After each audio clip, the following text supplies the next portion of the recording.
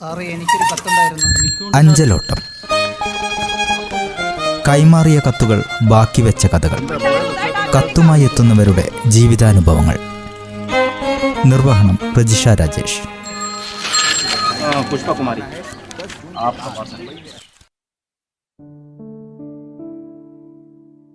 നമസ്കാരം പ്രിയ ശ്രോതാക്കളെ, അഞ്ചലോട്ടം പരിപാടിയുടെ 2ാം അധ്യായത്തിലേക്ക് സ്വാഗതം.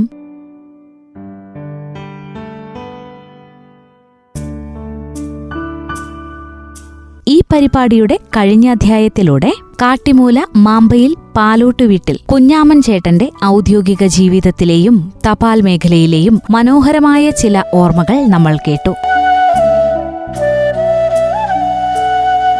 എന്നാൽ 36 വർഷത്തെ ആ വലിയ യാത്രയിൽ ഇനിയും നമ്മളറിയാത്ത ഒട്ടനേകം കഥകളും അനുഭവങ്ങളുമുണ്ട്. കാട്ടിമൂല മാമ്പയിൽ പാലോട്ടുവീട്ടിൽ കുഞ്ഞാമൻ ചേട്ടനുമായുള്ള അഭിമുഖത്തിന്റെ 2ാം ഭാഗമാണ് ഇന്ന് നമ്മൾ കേൾക്കുന്നത്.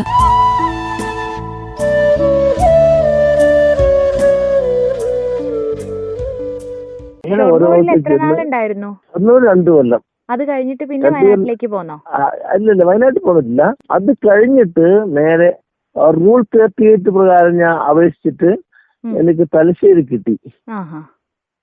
തലശ്ശേരി വന്ന് temple gate superintendent of post office അവിടെ നിന്ന് 2 കൊല്ലം എല്ലാർ പോസ്റ്റ്മാനായിട്ട് എല്ലാർ പോസ്റ്റ്മാനും ലീവ് വേക്കൻസിയിൽ വർക്ക് ചെയ്യാൻ വേണ്ടിയിട്ട്. അപ്പോ അങ്ങനെ 2 കൊല്ലം വർക്ക് ചെയ്ത് കഴിയുമ്പോ എനിക്ക് Muzhappilangad beach post office, Muzhappilangad post ഓഫീസിൽ കിട്ടി. സ്ഥിരം ജോലി 5 കൊല്ലം അവിടെ 5 വർഷം അവിടെ ആയിരുന്നു. അവിടെ നിന്നതുപോലെ തന്നെ 9 മണിക്ക് ആഫീസ്, 9 മണിക്ക് ആഫീസിൽ എല്ലാവരും ഒത്തുകൂടി ഒരു 8:45 മെയിൽ വരും. മെയിൽ വന്നു കഴിഞ്ഞാൽ ഇതുപോലെ തന്നെ മാസം നമ്മളെല്ലാം കൂടി നേതൃത്വത്തിൽ പൊട്ടിച്ച് കത്തെല്ലാം അടിച്ച് സോട്ട് വെച്ച് ഒരു ഗൾഫ് ഏരിയ ആണ് അവിടെയെല്ലാം.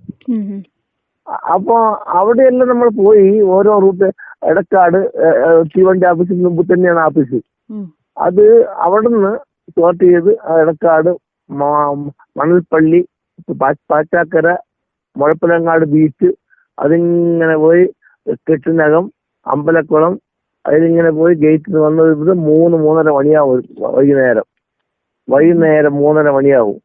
അത് നടന്നു തന്നെ വേണം പോസ്റ്റ് ഓഫീസിലേക്ക് വരെ.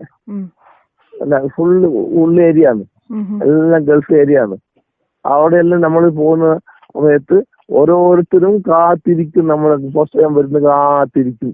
സന്തോഷമായിട്ട് എല്ലാം ഗൾഫ് മേഖലയിലെ ആൾക്കാർ, അവരെല്ലാം ഗൾഫില് ഡ്രാഫ്റ്റും മണി ഓർഡറുകളും ഗൾഫിൽ നിന്ന് ഡ്രാഫ്റ്റും മറ്റുള്ളവരുടെ സ്ഥലത്തും ജോലി ചെയ്ത് മണി ഓർഡറുകളും എല്ലാം വരുന്ന കാത്തിരിക്കും. നമ്മൾ ചെല്ലുമ്പോൾ അവർക്ക് ഭയങ്കര സന്തോഷമായിരിക്കും. നമ്മള് ചിരിക്കുന്ന മുഖം കൊണ്ട്, നമ്മൾ ചിരിക്കുന്ന മുഖവും സ്നേഹമുള്ള പെരുമാറ്റവും എല്ലാം കൂടിയാവും നമുക്ക് ഭയങ്കര ഗുണം. അതല്ല എന്നുവെച്ചാൽ ഓരോരുത്തർ കാത്തിരിക്കും. നമുക്ക് ദാഹം വിശപ്പൊന്നും ഉണ്ടാവില്ല. അവരെല്ലാം ചായ തരും, അവരെല്ലാം പിന്നെ കോശ് തരും, ചിലപ്പോൾ ഇളനീരിടുമ്പോ ഇളനീരിന്റെ വെള്ളം തരും. ഇങ്ങനെ ഓരോ വീട്ടിൽ ചെന്ന് കഴിഞ്ഞാല് നമ്മളിങ്ങനെ നടന്ന് ഓരോരുത്തർ കൊടുത്ത് വൈകുന്നേരം 3:30 മണിയാന്ന് വരെ ഉച്ചവർഷം കിട്ടാൻ ബുദ്ധിമുട്ടാണ്. അവൻ പിന്നെ എല്ലാം കഴിഞ്ഞ് വൈകുന്നേരം 3:30 മണിയാവും. ഭയങ്കര ക്ഷീണമായിരിക്കും. ഇതെല്ലാം തിരിച്ചു വന്ന് റിട്ടേൺസ് എല്ലാം കൊടുക്കണം. റിട്ടേൺസ് കൊടുക്കും. മാസത്തിൽ റേസ് കംപ്ലീറ്റ് കൊടുക്കാത്തത് എല്ലാം അതിന്റെ പുറത്തൊരു മാർക്ക് എഴുതി പോസ്റ്റ് ഓഫീസിൽ റേഷന്റെ ക്ലർക്കുണ്ട്, അവരെ ഏൽപ്പിക്കണം. മണി ഓർഡർ ആണെങ്കിൽ മാഷ് ഏൽപ്പിക്കണം. ബാക്കിയുള്ള മണി ഓർഡർ ഏൽപ്പിക്കണം, റിമാർക്ക് എഴുതിയിട്ട് ഏൽപ്പിക്കണം. ബാക്കി ലെറ്റർ ഉണ്ടെങ്കിൽ ലെറ്ററിന്റെ പുറത്ത് എന്താ കാരണം കൊടുക്കാത്തതിന്റെ കാരണം എന്ന് പറഞ്ഞാൽ അതിന്റെ മുകളിൽ റിമാർക്ക് എഴുതി മാഷ് ഏൽപ്പിച്ചു കഴിഞ്ഞാൽ നമ്മളെ പണി തീർന്നു. പിന്നെ പിറ്റേ ദിവസമുള്ള പണിയാണ്. അങ്ങനെ അവിടെ 5 വർഷം പണി പൂർത്തിയാക്കിയതിന് ശേഷമാണ് മാനന്തവാടിക്ക് എനിക്ക് ട്രാൻസ്ഫർ ഇടുന്നത്.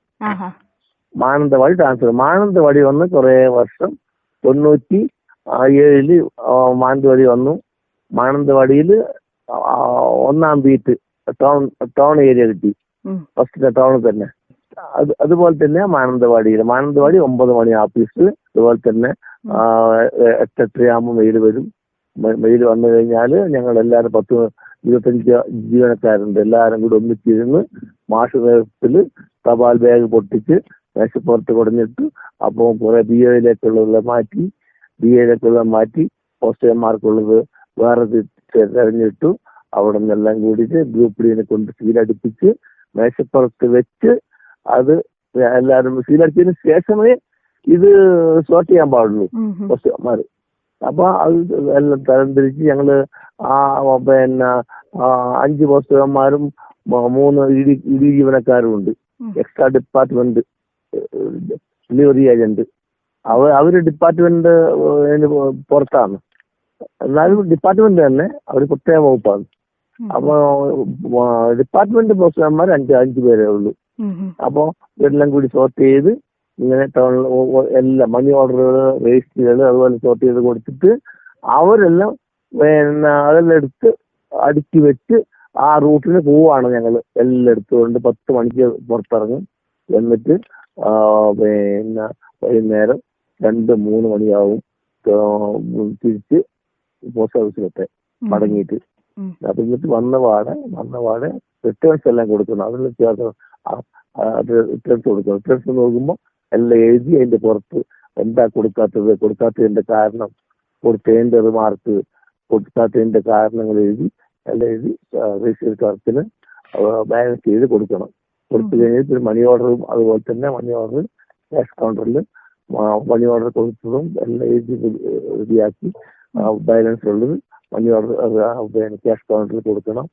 പിന്നെ എല്ലാം എഴുതി കൊടുത്തു കഴിഞ്ഞാൽ കത്ത്, ബാക്കിയുള്ള കത്ത് എന്തുകൊണ്ട് കൊടുത്തില്ല, കാരണം എന്താണെന്ന് വെച്ചാൽ ഡോർ ക്ലോസ് ആണെങ്കിൽ ഡോർ ക്ലോസ്ഡ് പിന്നെ എല്ലാം എഴുതിയിട്ട് പിന്നെ റിമാർക്ക് എഴുതി കെട്ടി മാഷ് കൊടുക്കും. മാഷ് നോക്കി എല്ലാം റിമാർക്ക് എഴുതി മാഷ് ഒപ്പിട്ട് അവിടെ എടുത്തു വെക്കും. പിറ്റേ ദിവസം രാവിലെ നമുക്ക് അത് എടുത്തു തരും. അതും മറ്റുള്ള കത്തും കൂടിയിട്ടാ ഒന്നിച്ചു പിന്നെ കൊണ്ടുപോവാ. മാനന്തവാടിയില് എത്ര വർഷം ഉണ്ടായിരുന്നു? മാനന്തവാടിയിൽ 10 വർഷം. അത് കഴിഞ്ഞിട്ട് പിന്നെ ഞാൻ ജ്യേഷ്ഠൻ ഉണ്ടായിരുന്നു പോസ്റ്റ് ഓഫീസില്. അപ്പം ജ്യേഷ്ഠൻ ക്യാഷ് ഓവർസിയർ ആയിരുന്നു. അത് ജ്യേഷ്ഠൻ പിരിഞ്ഞപ്പോ ഞാൻ ക്യാഷ് ഓവർസിയർ ആയി. ക്യാഷ് ഓവർസിയർ ആയത് ജ്യേഷ്ഠൻ പിരിഞ്ഞു. അപ്പൊ ക്യാഷ് ഓവർസിയർ വേക്കൻസി ഉണ്ട്, എന്നെ അതിൽ പോസ്റ്റ് ചെയ്തു. അപ്പൊ അത് ക്യാഷ് ബാങ്കിലടക്കുക, ക്യാഷ് എണ്ണിച്ചിട്ടപ്പെടുത്തി ബാങ്കിലടക്കുക, ബാക്കി പൈസ ഇല്ലെങ്കിൽ ബാങ്കിൽ പോയി പൈസ എടുത്ത് കൊണ്ടുവരിക, പിന്നെ SOയിൽ എത്തിച്ചെടുക്കുക, SOയിൽ എത്തിച്ചു കൊടുക്കുക. SO പനമരം, പിന്നെ കാട്ടിക്കുളം, തലപ്പുഴ, വെള്ളമുണ്ട ഇങ്ങനെ SOകൾ ഉണ്ടാവും. അവിടെയെല്ലാം സമയത്തിന് പൈസ എത്തിച്ചു കൊടുക്കുക. അപ്പൊ അതാണ് ക്യാഷ് ഓവർസിയർ പണി. പിന്നെ രാവിലെ അതിന് മുമ്പ് ചില ദിവസങ്ങളിൽ ക്യാഷ് വേണ്ടി വരില്ല. ആ സമയത്ത് ലെറ്റേഴ്സ് എല്ലാം സോർട്ട് ചെയ്ത് പോകേണ്ട ലെറ്ററെല്ലാം അയക്കുക, അതെല്ലാം ചെയ്യണം. രാവിലെ തന്നെ ചെയ്യണം. ഒരു 12 മണിയാകുമ്പോൾ തീരണം. അതാണ്. അത് കഴിഞ്ഞിട്ട് പിന്നെ 2 കൊല്ലം ക്യാഷ് ഓവർസിയർ. അത് കഴിഞ്ഞിട്ട് ഞാൻ മെയിൽ ഓവർസിയർ ആയി. അപ്പൊ ഇൻസ്പെക്ഷൻ വിഭാഗത്തിൽ വെച്ചാൽ ഞങ്ങളെ സബ് ഡിവിഷനാണ്. ഇവിടുത്തെ ഡിവിഷൻ പിന്നെ മെയിൽ ഓവർസിയറാണ്. അവിടെ ഞങ്ങൾ 3 പേരാണ് ഉണ്ടായിരുന്നത്. 2 മെയിൽ ഓവർസിയർമാരും 1 ഇൻസ്പെക്ടറും. അപ്പൊ ഞങ്ങൾക്ക് കുറെ ഏരിയ ഉണ്ട്. ഞങ്ങളുടെ ഏരിയ ആണ് കാക്കയങ്ങാട് വരെ, ഇരിട്ടീന്റെ അടുത്ത് കാക്കയങ്ങാട്, പേരാവൂര്, കേളകം, കൊട്ടിയൂര്, ഇങ്ങനെ വടക്കേ വയനാട് കംപ്ലീറ്റും. വടക്കേ വയനാട് കാട്ടിക്കുളം, പനവരം, വെള്ളമുണ്ട, ഇങ്ങനെ പേരിയ, ഇങ്ങനെ ഈ വടക്കേ വയനാട് കംപ്ലീറ്റും. അപ്പൊ ഓരോ ഓഫീസിലും ഓരോ ദിവസങ്ങൾ പോകണം, ഇൻസ്പെക്ഷൻ ചെയ്യണം, അവിടെ വെരിഫിക്കേഷൻ ചെയ്യണം. അവിടെ പോയിട്ട് എല്ലാം പരിശോധിച്ചിട്ട് ഇനി തട്ടിപ്പുണ്ടോ, പൈസ തിരിമറിയുണ്ടോ, അല്ലെങ്കിൽ ലെറ്റേഴ്സ് താമസിക്കുന്നുണ്ടോ, ലെറ്റേഴ്സ് മണി ഓർഡർ പിന്നെ അടിച്ചു മാറ്റുന്നുണ്ടോ, രജിസ്റ്റേർഡ് കൊടുക്കാൻ താമസിക്കുന്നുണ്ടോ, എല്ലാം ചെക്ക് ചെയ്യണം, കംപ്ലീറ്റ് ചെക്ക് ചെയ്യണം. അതുകൂടാതെ പോസ്റ്റ് ഓഫീസിൽ പോയി അവർ ഡെലിവറി ചെയ്യുന്ന രജിസ്റ്റേർഡുകളോ മണി ഓർഡറുകളോ കൃത്യമായിട്ട് കിട്ടുന്നുണ്ടോ എന്ന് വീടുകളിൽ പോയി അന്വേഷിക്കുമ്പോൾ എന്നിട്ട് അതിന്റെ റിമാർക്ക് എഴുതി ഞങ്ങൾ ഇൻസ്പെക്ടർക്ക് കൊടുക്കണം. പിന്നെ പോയി ക്ലിയറായി അവിടെ കുഴപ്പമൊന്നുമില്ല അതിന് രീതിയിൽ എഴുതി കൊടുക്കണം, ഇൻസ്പെക്ടർക്ക് എഴുതി കൊടുക്കണം. അതാണ് അതിന്റെ രേഖ.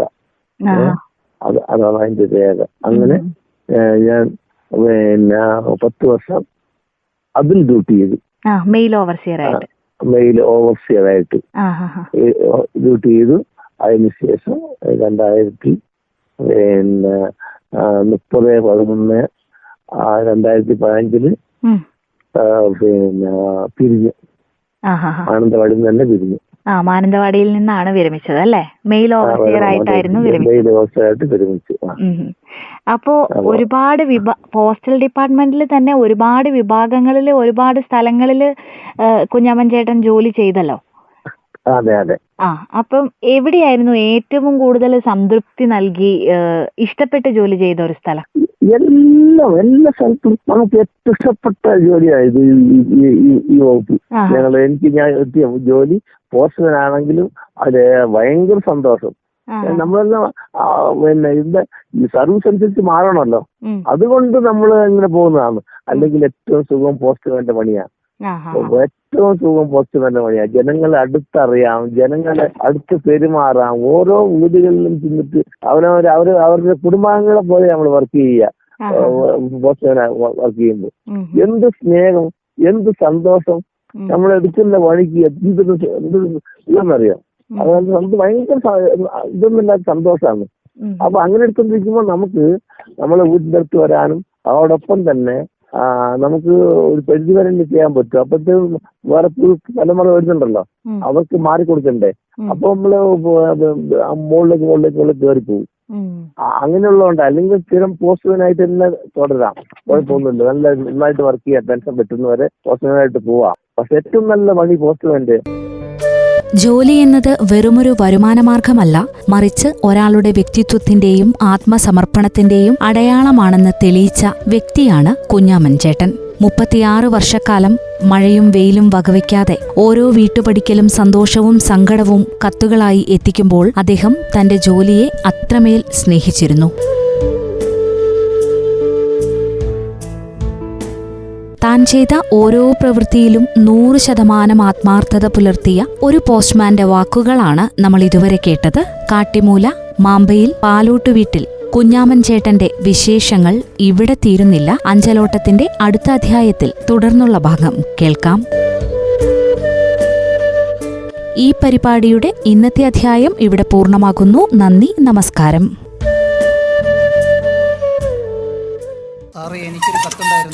അഞ്ചലോട്ടം.